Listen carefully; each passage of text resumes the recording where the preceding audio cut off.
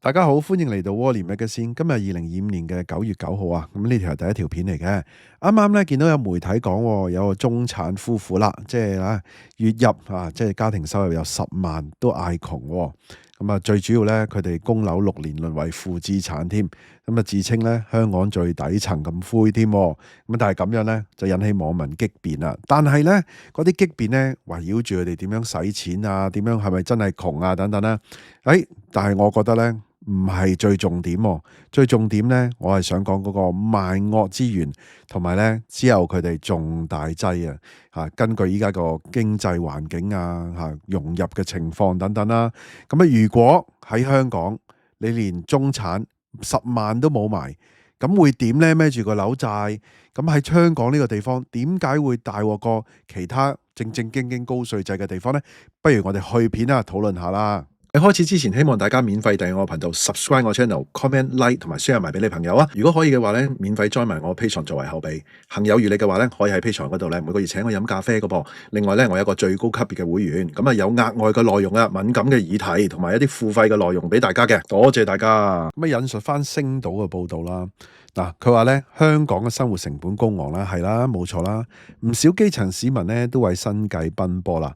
然而咧，近日咧有網民喺社交平台度發文啦，佢話咧自己咧同丈夫咧月入達到10萬蚊啦，因為咧置業變成負資產啊，加上咧支出龐大，咁既慨嘆咧香港生活好苦，甚至乎咧自稱咧係真香港最基層最底層添。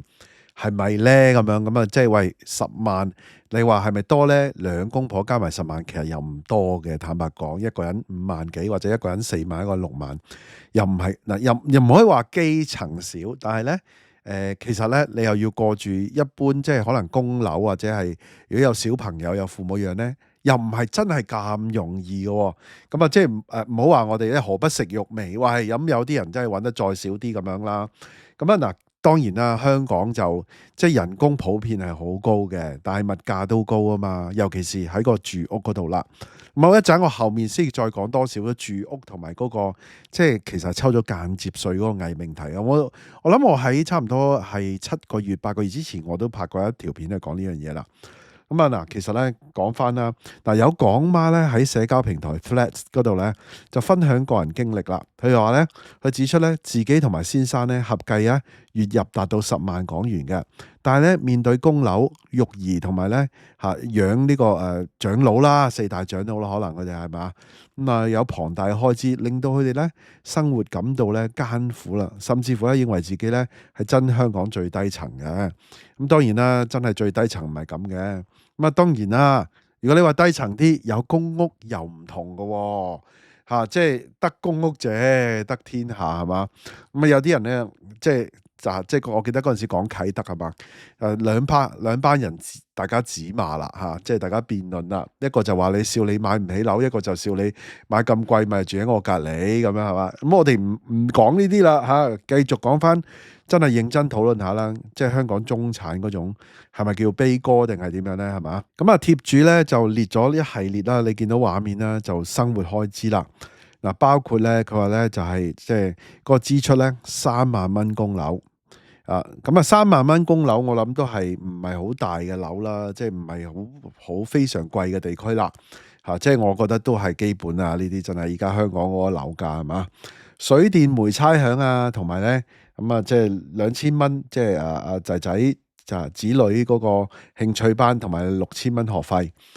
家庭咧日常開支方面咧，伙食費咧就1萬蚊，當中咧包括咧星期一至到日咧4人咧早午晚3餐。購物嘅費用1萬蚊啦，同埋當中咧3人嘅保險費咧每年6萬蚊。其實佢保險每年6萬都唔多噶。咁佢話咧就孝敬4大長老咧。雙方父母咧嗰個家用咧就係講緊係1萬蚊嘅。咁佢又提到咧其他咧未列嘅一啲詳細開支啦，冇列出嚟。咁就頭先都講啦，即係俾家用雙方家長父母1萬蚊啦。佢仲提到其他嘅開支咧都冇列出嚟，嗰啲日常開支都冇列出嚟噶啦，已經係。仲有就係即係交稅啦，係嘛？稅務開支啦。佢話未生小朋友之前咧，每年要交10萬蚊稅，依家就交5萬咁樣啦。稅係算低嘅。不過其實咧，大家無形之中係交咗間接稅嘅，低稅偽命題嚟嘅，但係福利就冇即係比真真正經交稅嘅地方咁即係咁 cover 咯嚇。咁啊，再講翻嚇，咁啊樓主咧就自己又分析點解自己變咗負資產嘅原因啦。話第一啦，入市時機不佳啦。咁喺6年前入市，咁啊死啦6年前係嘛？咁啊最高峰梗係4年前啦，6年前都係雙高峰嚟嘅喎。但係至今咧，物業已經變成負資產啦，反映咧佢買入嘅時機咧，可能正值樓市嘅高位。隨後咧市場調整啦，樓價咧就不升反跌，導致咧依家物業咧低於銀行嗰個貸款，令到家庭咧嗰個資產淨值咧不增反減，背負沉重嘅財務壓力。其實我覺得呢個係心態問題啫，呢個偽命題嚟嘅。好老實講，你就算即係只係心態，即係我哋叫 wealth effect 啦。就算你係平買入啦，最近你買到天璽天啦，你如果自住，你唔係賣出去，你咪一樣要供嗰啲錢。當然啦，你嗰陣時買就住細啲啦，依家買可能住大啲啦。但係咧，你可能都係按據住你俾3萬蚊或者住啲好啲嘅區咁樣。你個財務壓力你都係一樣咁上下嗰個消費㗎，咁所以咧其實咧你又唔係話斷咗供係嘛？咁其實都係照咁樣供啦，不過係當然啦唔開心啦，咁同嗰個負擔咧又有啲唔係太直接掛鈎到個關係嘅。咁貼主點解要喺6年前買樓？又稱咧置業缺乏父幹嘅支援，獨力承擔呢個重擔啦。反覆咧就強調家人一蚊都冇幫過我哋。咁其實好老實講，父母父幹或者係家人要幫幾多俾幾多錢咧，又唔係真係必然嘅。好多人咧都係靠自己嘅，唔係個個都有父幹嘅。咁你講到話父幹嘅，咁其實你都唔使揾10萬都得啦。即係有啲人好有錢嘅，劉鑾雄個女咁啊，梗係唔使啦，啱唔啱啊？即係又唔可以咁完全咁樣比嘅。咁當然啦，嗱中產咧就個 segmentation 好闊嘅。咁你話佢哋係咪中產？我覺得係都好掹車邊係啦。但係即係嗰個 segmentation 好闊嘅，就算係即係同一樣嘅收入咧，都有好同唔好啊！一陣後面可以再講多少少啊。咁佢話咧對比一啲朋友因為咧父幹而 full pay 層樓咧，咁即使兩個人咧加埋揾5萬都好好使，咁嘅情況咧，顯然咧係未能夠獲得家庭嘅支援，咁導致咧要獨力承擔龐大嘅置業開支，感到後悔。冇得後悔唔後悔嘅喎，係咪？唔關事喎，投個胎咩唔通？咁你講真都唔關事啦。我都話即係如果你老豆好有錢，咁其實你揾幾多錢都唔關事啊，係嘛？咁呢個家庭開支你唔可以因為佢家庭好啲，我家庭唔好啲咁樣。咁呢個唔係因為你揾10萬定係8萬咯，係因為你屋企有錢與冇錢咯，係嘛？咁有網民咧又話喂樓主啊，你錯過黃金時間喎。咁當然啦，樓主反駁啦，話自己身份限制啦，自己畢業後6、7年儲夠錢先買樓。咁當時咧亦都衡量過，唔買樓如果就租樓都要成15,000一個月啦。所以咧就置業。咁反問咧10幾年前佢係中學生點買樓咧？但又係啦，即係都係租都要啦，等等啦。嗱，依家呢個咪女自己負資產咯。咁當然啦，冇人有水晶球啦，係嘛？但係當然啦，亦都有好多人咧唔係有水晶球，但係咧5年前、6年前一路睇到香港嘅情勢各方面嘅嘢咧，咁知道勢色唔對啦，咁樣咯，係嘛？咁就有啲人就變咗不如租樓啦，賣咗佢啦。咁有啲人移民又係買咗樓，咁當中當然啦就中間呢個就咪賺咗咯，嗰個差價。但係有時咧世事難料嘅，或者佢升咧，係嘛？好啦，嗱，貼文咧迅速引起咧即係網民兩極嘅反應啦。部分網民咧就對事主嘅收入咧質疑喎。直言咧，喂，你揾10萬講呢啲嘢，喂，咁人哋全家揾4、5萬，咁點搞啊？咁唔係唔使生活？認為咧事主應該知足嘅。咁有網民指出咧，除咗父幹部分無法選擇之外咧，其他嘅嘢，例如結婚啊、生仔啊、興趣班啊、請工人啊、供樓啊，係邊個逼你嘅咧？係嘛？認為呢啲全部都係你自己帶嚟，你自己嘅選擇啫。你自己要過嗰啲生活，咁又係喎，又講真喎，係嘛？仲有佢讀私校啊，係咪啊？6000幾蚊一個月喎，學費啊！咁認為咧，即係呢啲相對嘅成本，並且稱之咧80%係自己決定嘅事，冇冇氹冇隱藏。咁啊唔明仲喺度呻咩咧？你自己決定，你咪 cut 咗佢咯，嗰啲係嘛？當然啦，亦都有網民咧就表示同情嘅，就留言 I know that feel。咁啊指出咧有好多人咧唔會理解你，因為咧呢個收入其實唔係周街都係嘅，但係同時咧支出好多，咁都係嘅。我頭先都有講過啦，係嘛？咁啊嗱，又要照顧長者為下一代，咁啊交稅又多又冇福利，咁啊另外咧有網民咧亦都以自身嘅經歷咧分享自己都係出身係公屋仔嚟嘅，咁亦都係冇父幹嘅喎，但係咧嗱讀大學啊、買樓買車都係自己搞掂嘅，而且話咧呢幾年咧買嘅業主咧。有邊個唔係跌咗一兩球啊？佢話佢都跌咗13%，咁啊事主應該咧就比上不足，比下有餘，就唔應該怨天尤人，活好自己。嗱咁其實嗱咁講頭先嗱兩邊都有講咗啦，其實有啲嘢佢選擇，你問我啊，我覺得佢嗱其實佢嗰個興趣班咧又唔算好多錢嘅，坦白講。咁你話讀私校，咁香港嘅情況咁有啲人係真係即係啲學校嚇，即係都係要揀私校讀，我都明嘅。你話俾家用一皮嘢，有啲人就話質疑俾咁多，喂四大長老嘛，一邊5000，你諗下，咁其實每個人都係2500啫喎。又唔算話好過分係嘛？即係其實買嘢嗰啲冇計㗎啦。嗱，其實最主要係咩咧？我想講一切咧萬惡嘅根源啊，其實就係嗰個樓價貴啦。喂，佢呢度供樓咧供3萬零蚊，其實有啲人咧即係月入十萬嗰啲咧係供緊4萬蚊㗎。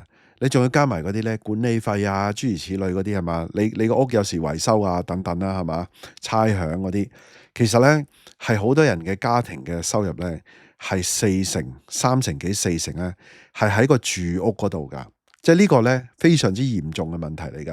咁有啲咧可能佢又要子女可能係好啲嘅學校啊區啊等等諸如此類啦係嘛。咁所以咧其實咧成件事你話佢咁多使費係咪真係喺個屋嗰度3-4皮嘢係嘛？咁啊嗱，如果你話好多地方其實邊度俾3-4皮嘢？仲有3-4皮嘢，我唔覺得佢應該會嗱4皮嘢可能好啲，3萬蚊咧，我唔覺得佢住得好大咯，佢咁多人住係嘛？仲有個工人添，所以咧我話咧就係香港其實中產都係幾陰公，人工相對係高㗎，即係你話喺香港佢就唔算好高，但係相對世界好多地方。佢哋嘅收入係唔錯，但係要住到咁細，同埋佢活得咁辛苦，呢個就係我成日講嗰個中產嘅悲歌啦。當然嗱，父幹唔父幹咧就咁講，有啲就唔係父幹，咁我諗係後生啲啦。咁有啲中產咧，即係有好多 segment 噶嘛，有啲中產係專業人士，有啲中產係唔同類型嘅。嗱有啲專業人士，我聽過啲律師樓嘅老闆同我講，佢哋咧喺中環係做律師嘅。可能有啲都揾10萬蚊，但係咧佢都要喺中環咧租間屋咧都租成10萬蚊嘅喎，我都唔知點解會可以咁樣租嘅喎，係嘛？咁啊佢哋就係話咧根本就屋企有啲錢，但係咧佢哋係要嗰種 style 咁啊都有啊，真係聽過一個律師樓嘅老闆真係咁樣講，而且唔係一個半個喎，咁所以咧有唔同嗱，即係你父幹咯，咁有啲咧就係佢係靠自己嘅，但係佢係一個中產，但係佢中產咗好多年啦。佢樓供完啦，或者好早期買樓嘅呢啲中產咧，佢嘅 disposable income 多好多噶，好好使好多。正如頭先即係嗰個樓主講啦，係嘛？咁啊呢啲就係啦。咁我就想話啦，即係你嗰個樓咧，基本上就係因為政府高地價政策。就係喺嗰度咧扣咗你間接稅，再加上你自己嘅稅。頭先話1年10萬蚊係少啦，10萬依家5萬仲更加少啦，係嘛？但係佢喺個樓嗰度個地價嗰度，政府就係因為咧賣地，其實以前咧依家賣唔到又剩啦，係嘛？以前差唔多咧成25-26% 嘅政府收入咧係靠賣地嘅，靠高地價嘅。咁你賣地賣得貴，咁你哋去買嗰個。即係樓，再加上地產商佢賺一大筆啦，好好賺嘅4成利潤係嘛？等於供奉咗稅俾佢哋咯，啱唔啱啊？但係個問題，你俾咗呢4成稅，你冇福利啊嘛？喺香港你做醫療嘅嗱，其實佢都大鑊㗎。如果你話佢唔夠使，喂，通波仔喺香港係要自己俾錢嘅，E-cancer 係要自己俾錢嘅，好多嘢都係自己俾錢嘅，係嘛？其實冇乜福利嘅。咁如果你失業咧？失業咁點算咧？係嘛？嗱，唔係話冇機會㗎。依家香港咁嘅情況，嗱雖然咧你話金融界啊等等嗰啲好好啦，但係喂貨櫃碼頭跌到12啦喎，依家又再衰過之前啦喎，係嘛？跟住嗰個就業人口啊，貨櫃碼頭嘅就業人口咧少咗成10萬人。我記得好似我拍過一集，我唔係好記得個實數啦，少咗好多人，零售餐飲都係差。咁我當你做金融，金融依家咧成個 value chain 啫。即係用嗰啲服務公司咧，好多轉晒中資嗰啲嘅喎嚇。雖然啊高盛啊走出嚟唱都有用啲美資嘅，好多轉咗中資嘅時候咧，啲人咧就置換中資，置換大陸嘅人啦，優才高才啊，人工又平啲咧。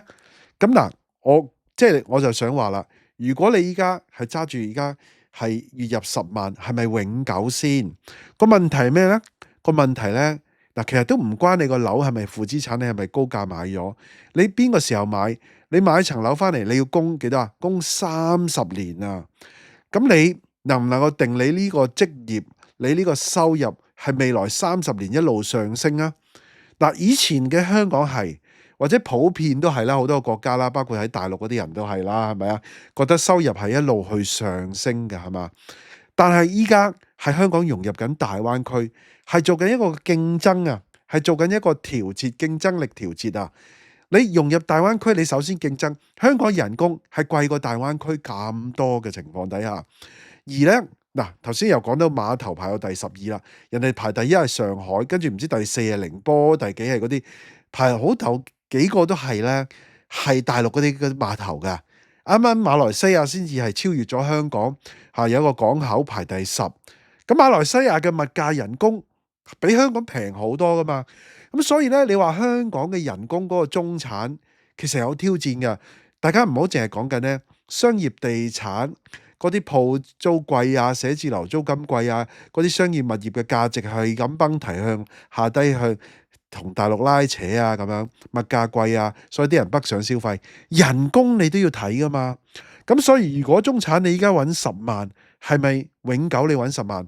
如果你唔係永久揾10萬，你冇咗份工，或者你個10萬向下調嘅話，你孭嗰30年債，仲要嗰層樓係佔你成3-4成嘅成個家庭總收入，咁嗰度點搞呢？係咪啊？咁呢度呢，我就覺得網民咁嘅激辯呢，冇講到呢個症結所在啊。仲有就係呢，我頭先講咗啦，香港係冇乜嗰個福利啊嘛，人哋呢冇一份工呢。人哋可能亦可以攞嗰啲叫做 universal credit 啊等等咧，係講緊咧可能係圍翻港幣係16,000蚊嘅。香港你去攞公援咩？你攞綜援咩？唔通你做中產攞綜援落差會唔會大得滯啊？你排公屋又排得耐喎，仲有國內好多人移民過嚟等等都要幫啊嘛。嗱，今集內容差唔多啦，大家可能咧有啲咩諗法咧，不妨喺下低留言啦。大家都聽到嚟呢度啦，希望大家 like 埋呢條片啦 ，share 埋俾朋友，記得未 subscribe 嘅要 subscribe 埋啊，可以嘅話 join 埋我 Patreon啦。多謝收看，拜拜。